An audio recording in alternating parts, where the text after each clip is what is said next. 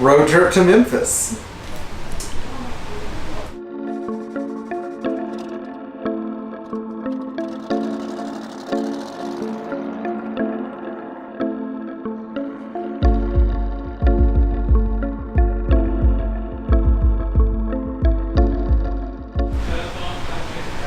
So recently I got back from an on-site service trip in Memphis, as I mentioned in a previous video, and I rented a car to go up there because I was driving through Atlanta. So we rented a 2018 Nissan Sentra, and it was interesting because I was comparing the Sentra to what it would be like to take my 300D or my 300TD. As many of you know, my 300TD recently got totaled, which I was not thrilled about, and if the car was alive and I was going to not go through Atlanta, I would have taken my 83 300D sedan.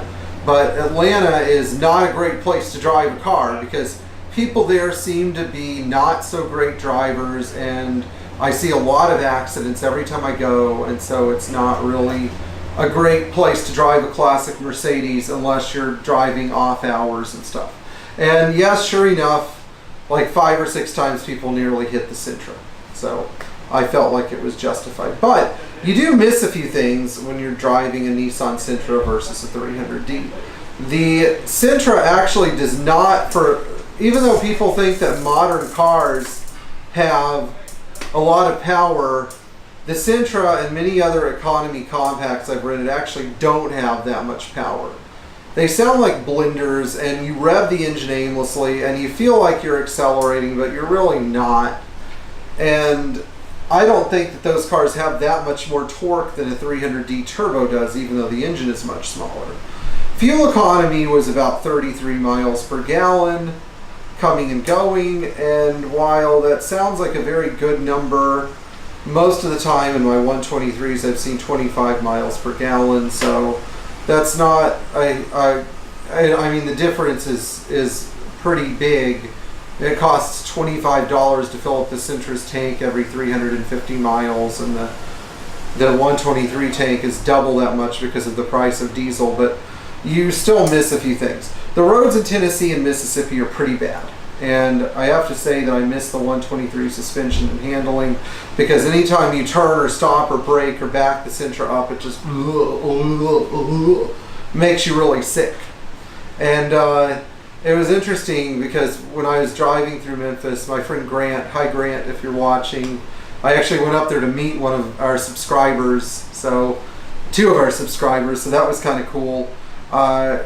Grant took us driving in his 420 SEL that's been converted to 617 turbo diesel power, and with the 2.45 rear axle in that car, it gets 31 miles per gallon on the open road, which, while the car is not super fast, it has plenty of power at 50 to 80 miles an hour, and according to Grant, its top speed is 97 miles an hour, which is plenty fast. And I think it does that at 3,600 RPM. So terminal velocity has been reached with that engine and transmission combination. Anyway, you know, I go on a lot of adventures, so if you ever want to know if I'm going to be in your part of the country, or if you're ever in Florida, just drop me a line. You can come visit anytime. And as we record this video, I'm getting ready for another trip up to New York State, and so I'm going to be meeting Dean Lumbach's silent partner, Chris.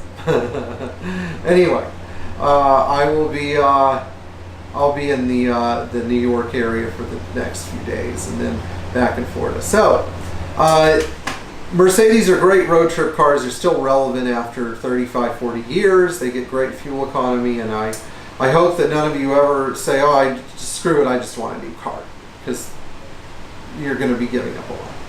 All right, enjoy your Mercedes. Drop us a line in the comments, and don't forget to subscribe, share, and hit that bell. Thanks.